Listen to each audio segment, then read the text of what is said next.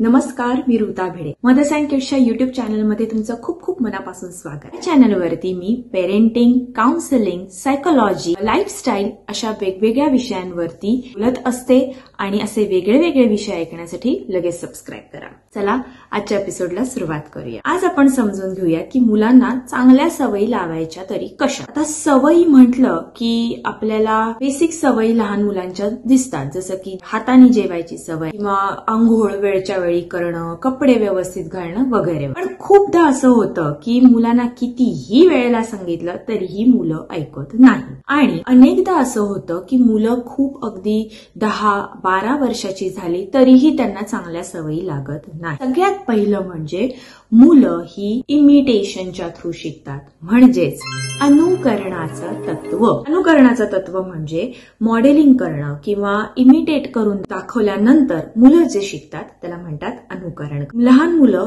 आपण ज्या पद्धतीने करतो गोष्टी तशाच पद्धतीने त्या गोष्टी आत्मसात करतात. अगदी सोपं उदाहरण देते तुम्हाला. आपण देवळात जायच्या आधी चप्पल बाहेर काढतो, तशीच आपल्याकडे बघून मुलं सुद्धा चप्पल बाहेर काढतात. ह्यालाच म्हणतात अनुकरणाचं तत्व. त्यामुळे तुम्ही चांगल्या सवयी अवलंबवा जेणेकरून मुलं सुद्धा तुम्हाला कॉपी करतील. दुसरं तत्व म्हणजे start small and ensure consistency. Start small म्हणजे काय? कायझेनच्या तत्वानुसार एकाच वेळी आपण मोठे मोठे बदल करण्याच्या ऐवजी आपण 1% सुधारणा करूया किंवा छोटी छोटी सुधारणा करूया, जेणेकरून आपण पुढे जाऊन लॉंग टर्म मध्ये मोठे फरक आपल्याला दिसतील. आता खूप मोठी अपेक्षा ठेवायची त्याच्यापेक्षा छोटीशी अपेक्षा ठेवूया आणि छोटी स्टेप घेऊया. एक सोपं उदाहरण याचं दे की समजा तुम्हाला तुमच्या मुलाला वाचनाची सवय लावायची. मग आता ती सवय एकदम मोठं पुस्तक घेऊन बसण्याच्या ऐवजी तुम्ही तुमच्या मुलाला जर का म्हटलं की आज आपण हा 4 ते 5 ओळींचा पॅरेग्राफ वाचूया आणि हळूहळू ही सवय वाढवत जाणं.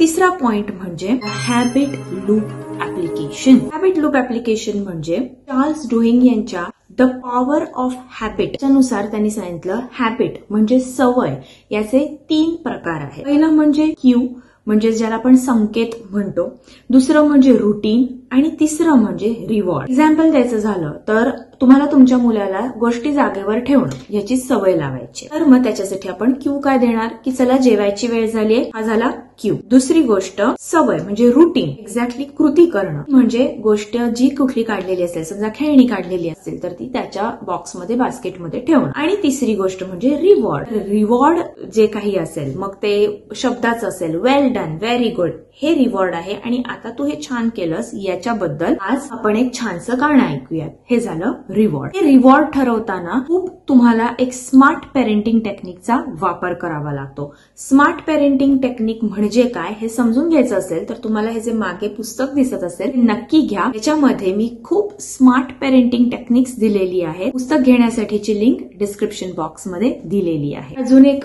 महत्वाचा पॉइंट जे की सवयी लावण्याच्यासाठी महत्वाचा असतो तो म्हणजे पॉझिटिव्ह लेबलिंग अँड लँग्वेज.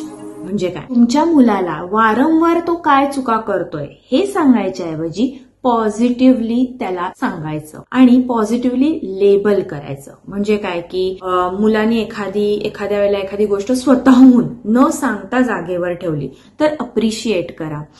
चांगल्या भाषेमध्ये अप्रिशिएट करा की व्हेरी गुड, तू किती छान स्वतःहून ही गोष्ट केलेली आहेस. असं नका समजू अरे वा आज मी न सांगता पण तू ते ठेवलंस जागेवर, व्हेरी गुड, पुढच्या वेळेला पण असंच करत जा, कशाला सांगायला लावतोस. तर अशा पद्धतीने मुलांशी बोलणं टाळा. ह्या सगळ्या गोष्टी तुम्हाला मुलांच्या सवयी, चांगल्या सवयी लावण्यासाठी नक्कीच मदत करतील.